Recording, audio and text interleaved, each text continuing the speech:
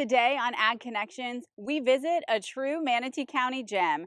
Originating in 1967 with three brothers, Hunsader Farms has spent decades providing local produce to Manatee County. Over the years, they've built an incredible agritourism destination that families know and love. Let's go catch up with Rachel Hunsader now. Hi, I'm Rachel Hunsader from Hunsader Farms. We invite you to come out here to our farm to not only shop our fresh from Florida produce that we grow right here on our farm, but we also have a petting zoo. We have an antique store, train rides, a gift shop. You can go get lunch at our Eat Shack, coffee trailer. A lot to do here at the farm. We would love to see you guys all here.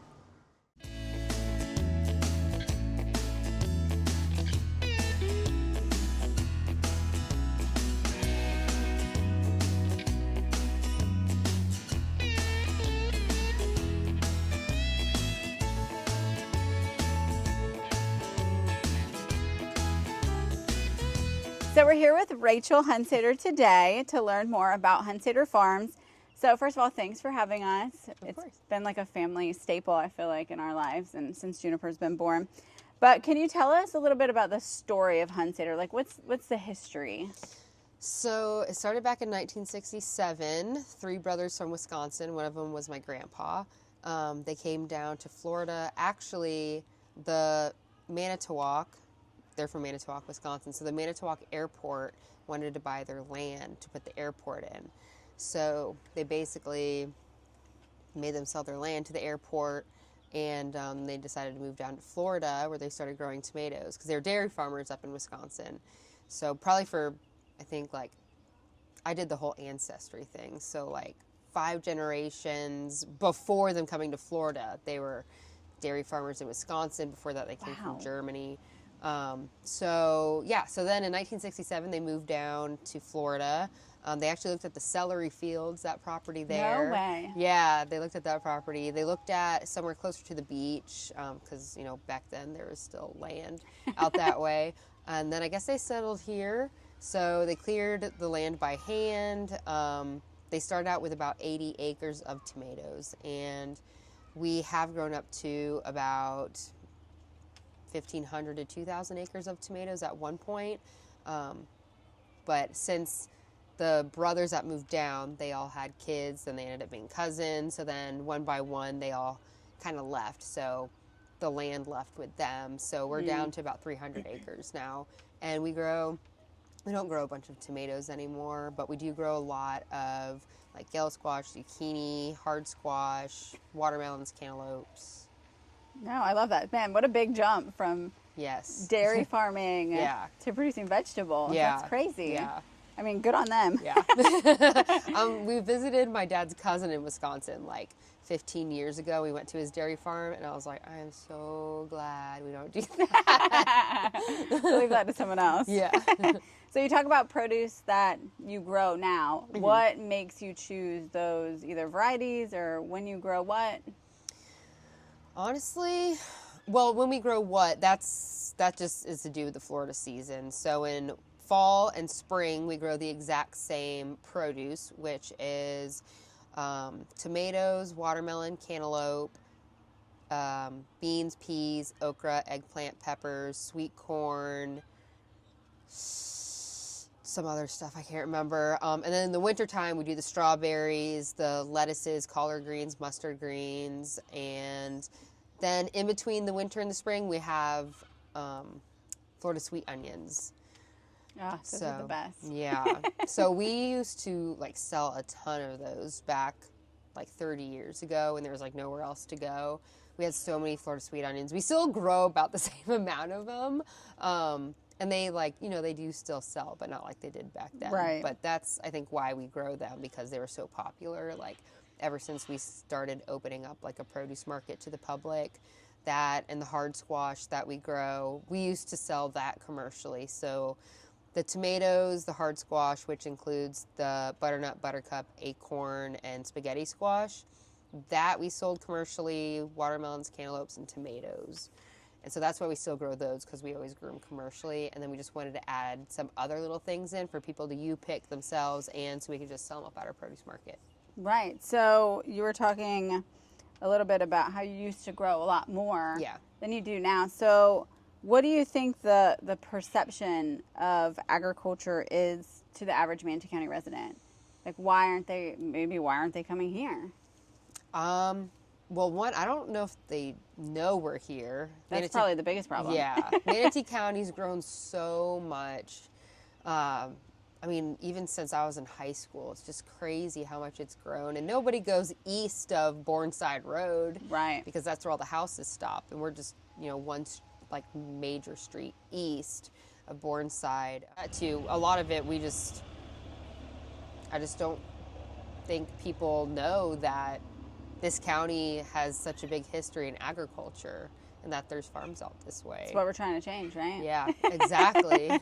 But I feel like you guys have done a really good job in diversifying. Mm-hmm.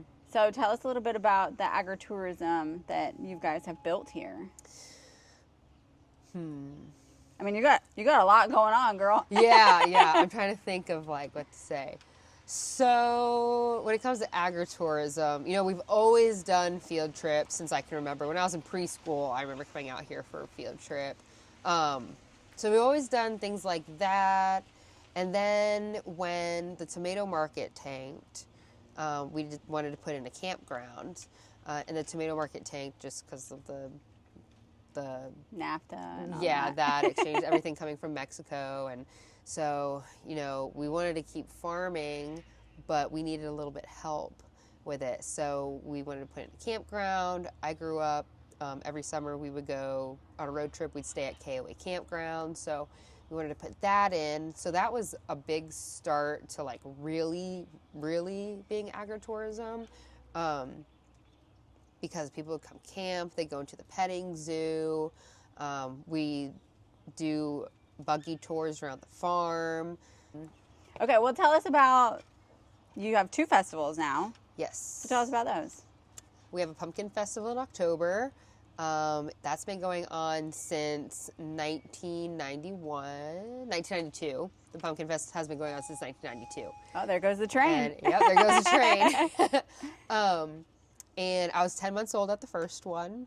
Aww. So this year is going to be the 34th annual. Now we know how old you are. Yeah, exactly. Not yet, in December. But yeah, so we do the Pumpkin Festival. It's been getting bigger and bigger every year. Just, more people find out about it. We just think of new things to bring in. We have all different kinds of shows that go on throughout the day. Live shows like BMX, FMX, magic shows. We try to get different things coming in. We had like a pig show before. We had like an exotic bird show. Wow. The Paradise Ranch across the street, they came over to do some like informational shows about their bears. Wow, that's fun. Yeah. We do the train rides, the hay rides, food vendors, craft vendors, and then the Flower Festival, that's in April. This is going to be our 2nd annual. That's a little bit smaller. Well, it's a lot smaller than the Pumpkin Festival. But we have fields of flowers. You can go pick the flowers. We do have craft vendors, food vendors. We'll have a couple shows. It's a little bit more laid back than the Pumpkin Festival, but it's very springy. It definitely makes you feel like it's springtime. Yeah. No, I love that so much. What's something you wish that visitors knew before they came to the farm? A couple things. I wish they knew how farmers struggle. That's so true. With just making an income. And, we don't just have like a bucket of seeds and go toss them in the field. It takes a lot of work to grow a crop. And, when they see our produce in the store, it means a lot when they're like, oh, this is like such beautiful produce, like these collard greens look great, the broccoli, cauliflower, whatever. It's such a big compliment because, some people will come in and they think something's too expensive but, it's getting more expensive for fuel for us. Our water well runs on fuel, which the fuel's gone up, fertilizer, labor, that's all gone up. So we're just trying to keep up with, trying to make an income with what we sell.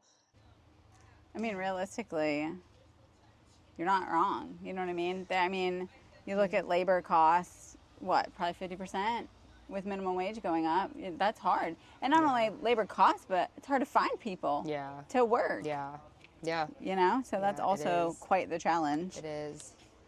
So what does the future hold for Hunsader Farms? We've talked a little bit about Manatee County growing, and it's growing at a rapid rate. So, like, what do you see the future of Hunsader?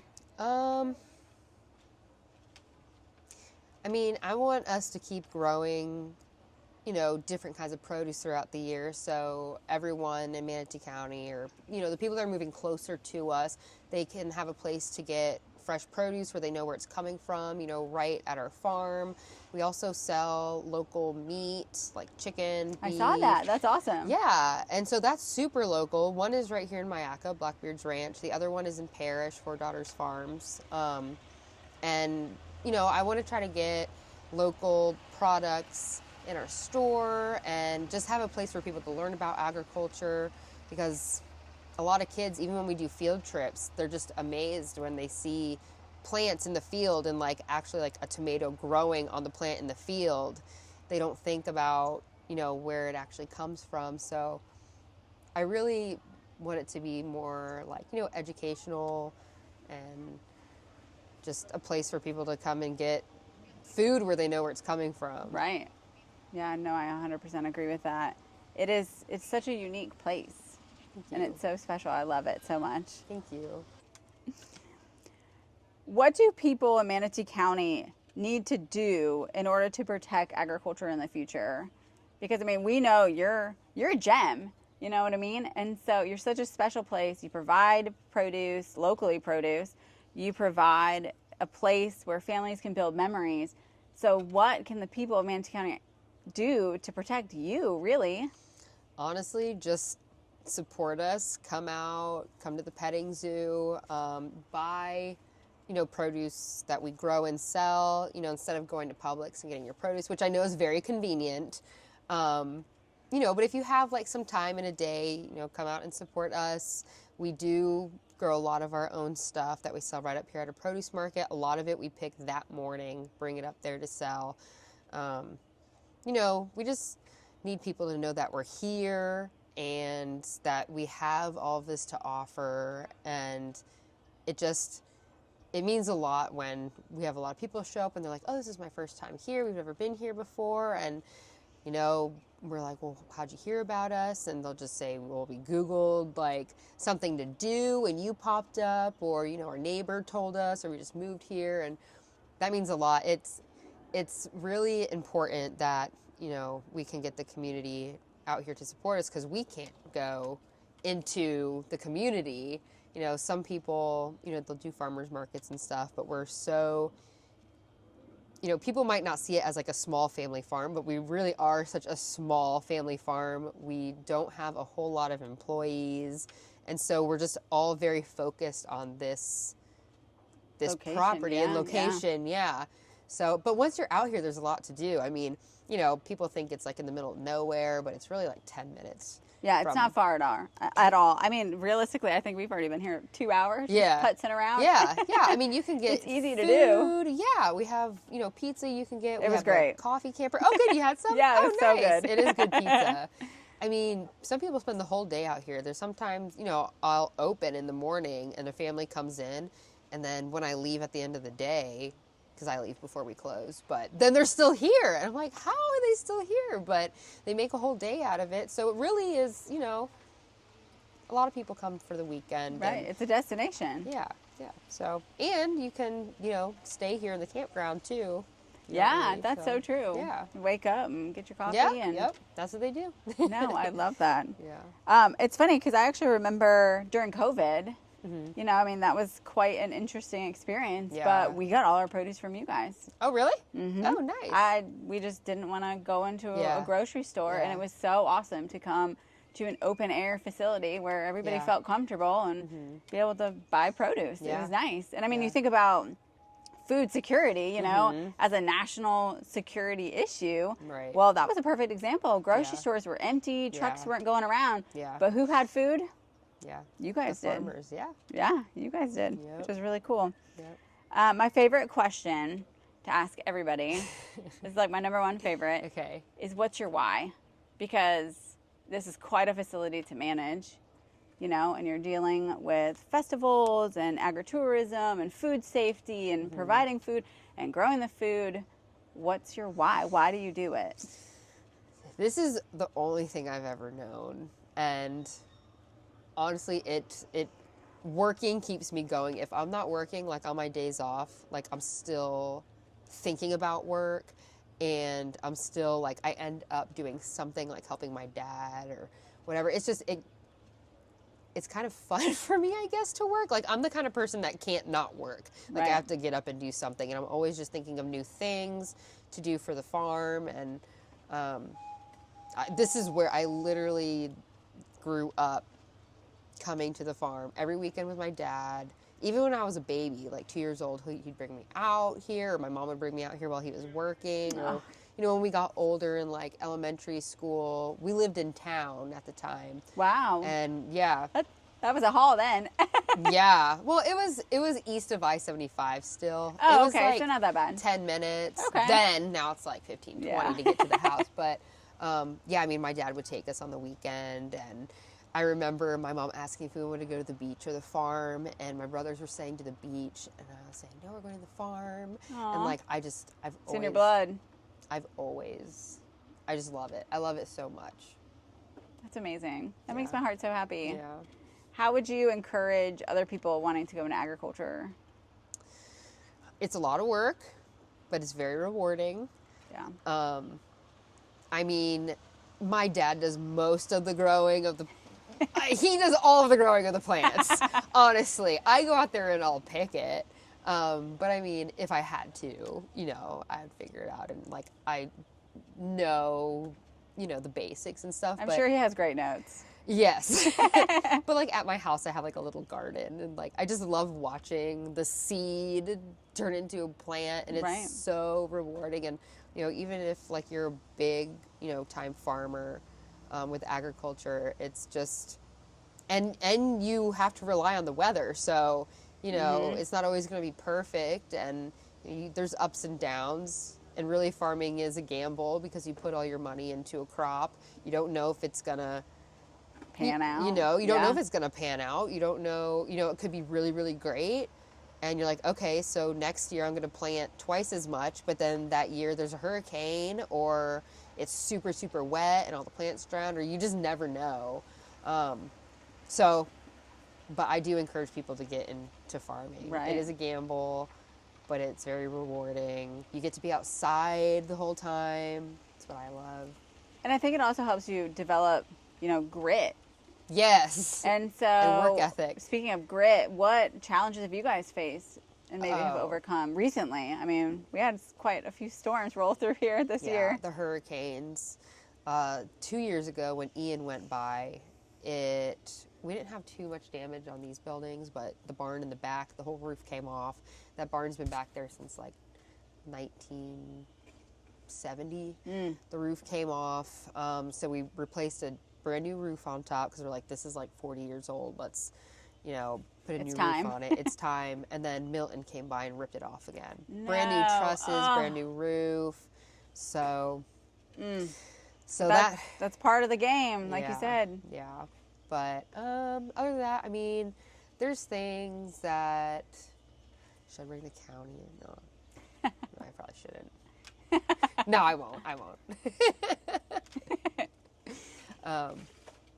But the hurricanes, and like sometimes there's like a really wet season, and it just rains so much that the seeds that we plant just kind of float away. I believe it.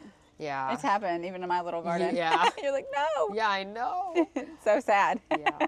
Or it's like so dry, and even it doesn't matter. There was one year it was so dry. Our fields are about 1,300 feet long, so we have ditch irrigation. So we have the water, it goes into a ditch when you turn the well on, and the water is supposed to flow all the way down to the end of the ditch to get the whole row watered. Well, one year, I think it was just last year, but one year, it was so bad. We had the well on for a week straight, never turned it off, and the Wow. water never reached to the end of the row. No way. That's how dry it was. It was just evaporating before it even got to the end. So that's a challenge. And you know, a lot of things have made it very, very, very hard. But like you said, it's worth it. It's the reward at the end. Yes, it is. You know, picking that tomato. Yeah. Onions, they're my favorite to pick. I believe that. Yeah.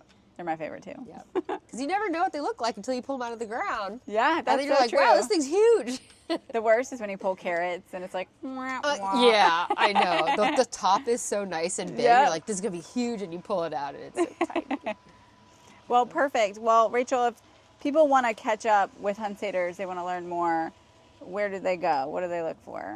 Is it website, social media, what's best? Our website, hunsaderfarms.com. We have our Facebook page. It's facebook.com/hunsaderfarms. Instagram, @hunsaderfarms. You know, they can give us a call, 941-322-2168. And we have lots of ways to, you know, be in touch in the social media world. So perfect. Well, I appreciate your time. And when's the Flower Festival? It's coming up. Yep, April 5th, 6th, 12th, and 13th from 9 a.m. to 5 p.m. Perfect. Well, thanks so much. And Thank make sure you you. come visit Hunsader Farms in Manatee County.